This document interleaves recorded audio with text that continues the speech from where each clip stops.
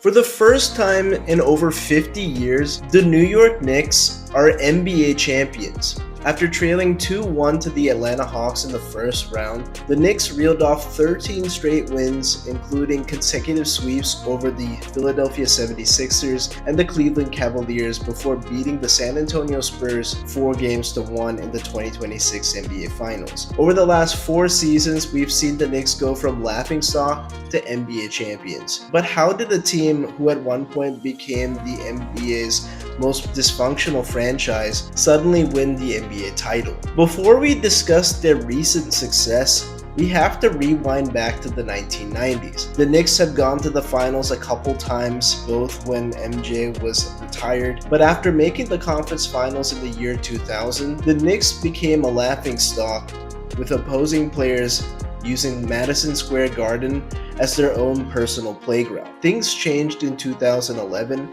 when the Knicks traded for Carmelo Anthony in a blockbuster trade. The year before, in a star-studded free agency period, the Knicks signed Amare Stoudemire as their first marquee free agent acquisition in several years. Despite the added talent and a brief insanity run in 2012, the Knicks only won a single playoff series with Carmelo Anthony as their franchise superstar. Eventually, the Knicks decided to move on from Melo as they traded him to OKC and thus returned to bottom dwellers in the Eastern Conference. Despite being the quote-unquote mecca of basketball, free agents avoided New York like the plague. As Kevin Durant famously said, "The cool thing right now is not the Knicks." Before he and Kyrie Irving signed with the Brooklyn Nets, the Knicks' crosstown rival. Patience for owner James Dolan began to wear thin, as many Knicks fans believed he was never committed to building a winner. He had Kristaps Porzingis, who became an all-star in 2018, but after tearing his ACL just before the All-Star game, the relationship between Porzingis and the front office began to fade, and Porzingis was traded to the Dallas Mavericks. After a couple seasons of circling the bottom of the Eastern Conference, James Dolan decided to hand the keys to Leon Rose to take over as president of basketball operations, and this was when things began to change. Leon Rose was a longtime agent. He even represented LeBron James, Carmelo Anthony, and Allen Iverson back in the day. But through all his experience as an agent, being the main guy to lead an NBA front office was an entirely different experience. The first major move was hiring head coach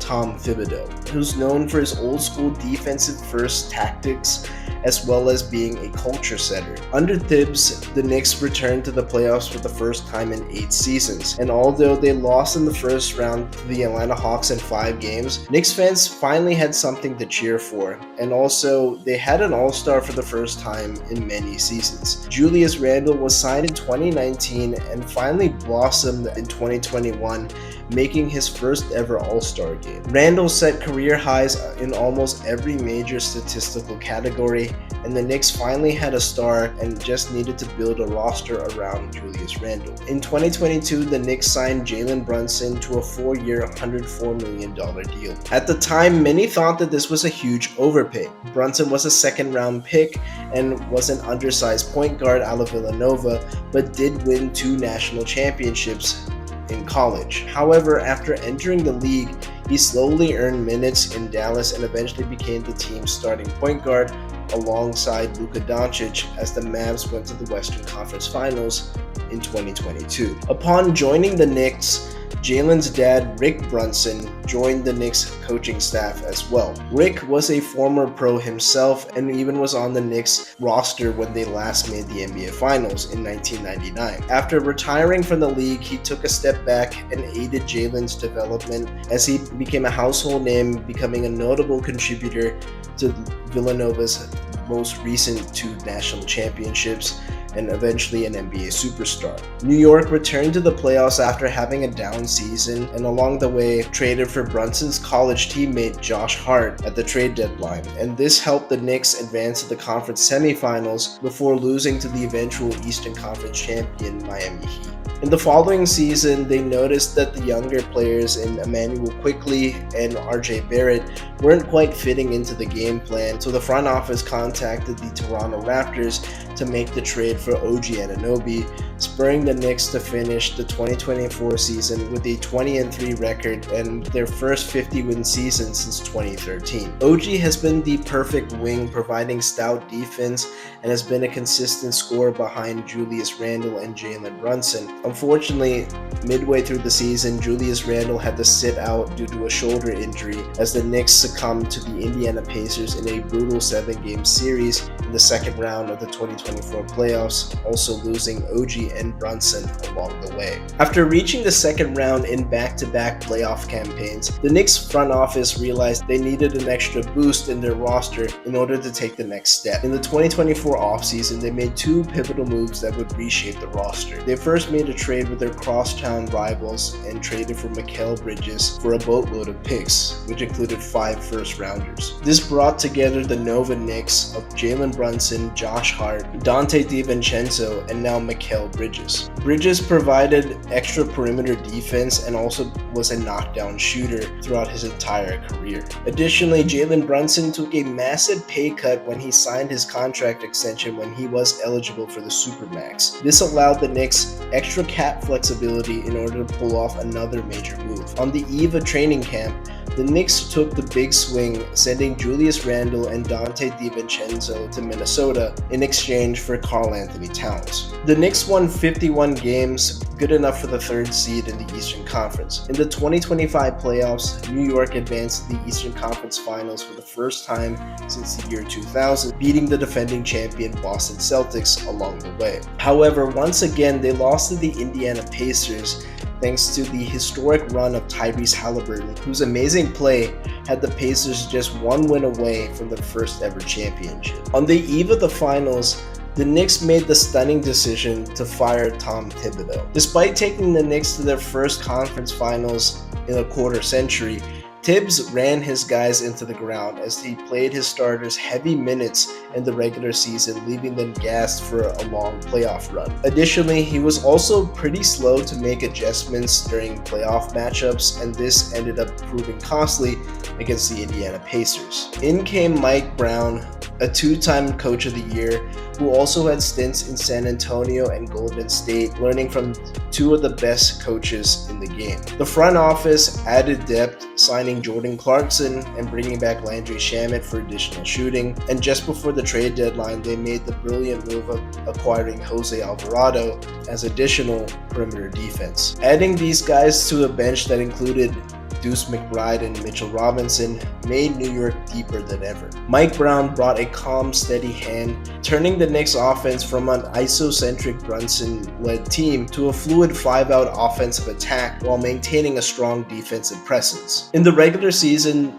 the Knicks ended up winning the NBA Cup and had New York buzzing, but everybody knew that the real prize was the Larry O'Brien Trophy. Entering the playoffs, we all knew that there were massive expectations around the Knicks, but they found themselves losing back-to-back games and trailing against the Atlanta Hawks led by CJ McCollum. In the film room session prior to Game 4, Mike Brown went off on his team, calling them out. But during that film session, he made the change that unlocked the Knicks offense. During Brown's Golden State days, he worked with Draymond Green, who's been the secondary playmaker for the Warriors. He took those concepts and turned Karl-Anthony Towns into a point center. Cat was always an underrated passer, but never got a chance to showcase that ability in Minnesota and early on in his tenure with New York. But in this role, playing as a point center, this is where everything changed for the Knicks offense. With everything opened up, New York's offense was unstoppable. Since he usually operates at the top of the key, it's easy to scheme up cutters to the rim. While Cat's scoring did take a dip in this newfound role, his offensive versatility has allowed other Knicks to make up for it. After the switch, the Knicks proceeded to win 3 straight games against the Atlanta Hawks, including a 51-point demolition job in Game 6. In round 2, the Knicks swept the Philadelphia 76ers by an average margin of over 22 points, and this included 2 blowout wins of over 30 points and a 3-point shooting shooting clinic in Game 4 where they made 25 threes, which tied an NBA playoff record. In the conference finals, the Knicks went cold and the Cleveland Cavaliers were up as many as 22 points in the fourth quarter. But New York battled back once again thanks to Jalen Brunson leading the way to an overtime victory, closing the game on a 44-11 run, snatching the Cavs' soul in the process. After being in firm control and on their way to stealing home court advantage, I felt that losing that lead was a blow that the Cavs couldn't recover. They would go on to get swept out of the Eastern Conference Finals, losing each game by at least double figures, including a 37-point blowout loss in Game 4. This brings the Knicks' winning streak to a staggering 11 games, which means entering the finals, it was over 40 days since the Knicks last lost a game. And to break down some of the numbers during this amazing run, the Knicks exploded offensively. Their offensive rating was a scintillating 130.5 points per 100 possessions, including 60% from the field and nearly 40% from three-point range. This translated to an average scoring margin of over 19 points per game in the playoffs after going 12-2 in the first 3 rounds of the playoffs, which is the best playoff margin in NBA history. In the NBA Finals against the heavily favored San Antonio Spurs, the Knicks stunned the basketball world by taking the first 2 games in San Antonio, extending their winning streak to 13 straight. But their championship dreams were nearly derailed in Game 4. After dropping Game 3, New York found itself trailing as many as 29 points and just 24 minutes away from losing control of the series. The Spurs' victory would have evened the finals at 2-2 and shifted momentum heading back to San Antonio. Instead, the Knicks responded with the resilience that defined their entire postseason run. They slowly chipped away at the deficit, cutting the lead in half by the end of the third quarter before mounting a furious comeback in the fourth. As the pressure intensified, Jalen Brunson took over, relentlessly attacking the Spurs defense and bringing New York within a single point with a rainbow 3 over Victor Wembanyama. San Antonio had an opportunity to put the game away, but De'Aaron Fox's attempt at the rim was emphatically rejected by OG Anunoby, who came soaring in for a momentum-saving block. The play gave the Knicks one final possession. Brunson's shot missed the mark, but OG was once again in the perfect spot, getting just enough of a fingertip to redirect it through the basket for the game-winning score. After OG's tip went through, Madison Square Garden erupted, being just one game away from the championship. At that moment, it felt that destiny was wearing orange and blue. The Knicks would go on to close out the series in Game 5. While the result may look convincing, the reality was way different. New York outscored San Antonio by just 12 points across the entire series, and in all 4 of their victories, the Knicks trailed by at least 10 points and yet somehow found a way to come back and win. None was more memorable than Game 4, where they erased a 29-point deficit to complete the largest comeback in NBA Finals history and cement one of the most improbable championship runs the league has ever seen. Now, if you look at the Knicks' entire 2026 playoff run, they didn't just beat opponents, they obliterated most of them. We know that the NBA Finals was a very close series, but if you consider the entire run, their point differential easily shattered the previous record by over 50 points. And that was set by the 2017 Golden State Warriors, arguably one of the best teams of all time. And when they had opportunities to close out teams, they stepped on their neck. Each of their closeout games, they went a perfect 4-0, and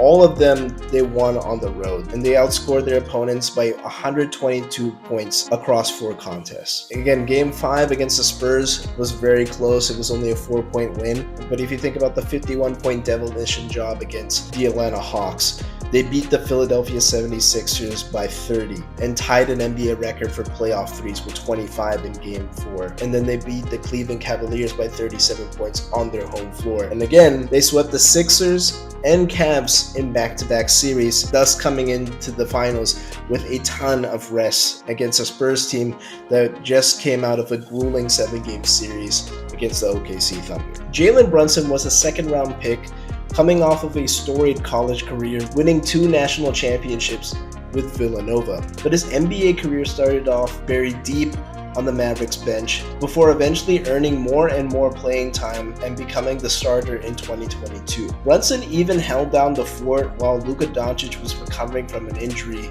during the 2022 playoff run. After laughing at the Mavs' pathetic offer in the 2022 offseason and threw Brunson a bag, and that risk quickly paid off by making the playoffs in back-to-back seasons, advancing to the second round each year. In the 2024 offseason, Brunson was eligible for the Supermax, but decided to take $100 million less to allow the front office more cap flexibility to enhance the roster. Leon Rose quickly got to work and brought in Mikal Bridges from the Brooklyn Nets and later traded for Karl-Anthony Towns. These moves paved the way for the Knicks to eventually win a title a year later, and it was Brunson's selflessness that made the biggest impact. If he didn't sacrifice over $100 million, I don't think the Knicks have a chance to really enhance the roster like they did in 2024 to be this championship contending team. And with Brunson winning Finals MVP, it proved that a small guard can lead a team to a championship. And while there may be debate for the greatest Knick of all time, Brunson's legacy will go down as the Knicks' ultimate savior. In the final seconds of Game 2, Karl-Anthony Towns prayed in hopes the Knicks would get a stop on the Spurs' final possession. As Wemby's shot was a bit too long, the Knicks stormed the court, celebrating a commanding 2-0 series lead. In the post-game interview, Cat stated that he prayed to his late mother, Jackie, to help deliver the win. During this run, Cat mentioned how he felt his mother's presence comforting him in challenging moments. For those who don't know, Towns lost his mother along with 8 other relatives during the COVID-19 pandemic. During this time, he leaned into faith and even got a tattoo of his favorite Bible verse in honor of his mother. Cat channeled grief into a strength, overcoming challenges on and off the court, including questions about his play and his manhood, as many in the NBA media and even fellow players considered him soft. After embracing his new role in Game 4 in the first round series against the Atlanta Hawks, Towns helped unlock the Knicks' offense. Through 2 games in the NBA Finals, Karl-Anthony Towns was in the running for Finals MVP, outplaying the budding superstar Victor Wembanyama on both sides of the court. Through it all, Cat proved to guys like Draymond and Jimmy Butler that they were wrong about him, as he was one of the Knicks' top players in this championship run. It's hard not to give Mike Brown and the front office a ton of credit with the Knicks winning the title. They constructed a championship roster by making calculated moves and weren't afraid to take risks. Mike Brown was taking some concepts from his Warriors days and applying them to the Knicks offense. He also used the bench along the way, allowing the starters ample time to catch their breath for a deep playoff run and eventually winning the championship. New York is a city of 8 million people spread across 5 boroughs. It's a city divided by allegiances. You have Met fans and Yankees fans, Jets fans and Giants fans, Rangers fans and Islanders fans, but for one summer, all of those differences were put aside. With all due respect to the Brooklyn Nets, the Knicks are a team that united the city. The Knicks are the team that united the city. From Manhattan to Staten Island, from the Bronx to Brooklyn and Queens, New York will be celebrating this championship all summer long. What's even more remarkable is how they got here. The Knicks went from basement dwellers to standing atop the basketball world. A roster assembled by a former agent with no front office experience, led by a backup point guard from New Jersey, and a coach who many had written off. Yet together they accomplished what generations of Knicks teams could not. After 53 years, the wait is finally over. The Mecca of basketball has been resurrected. The New York Knicks are champions once again, and basketball's biggest stage is back in New York City. Thanks so much for watching. Let me know your thoughts in the comments.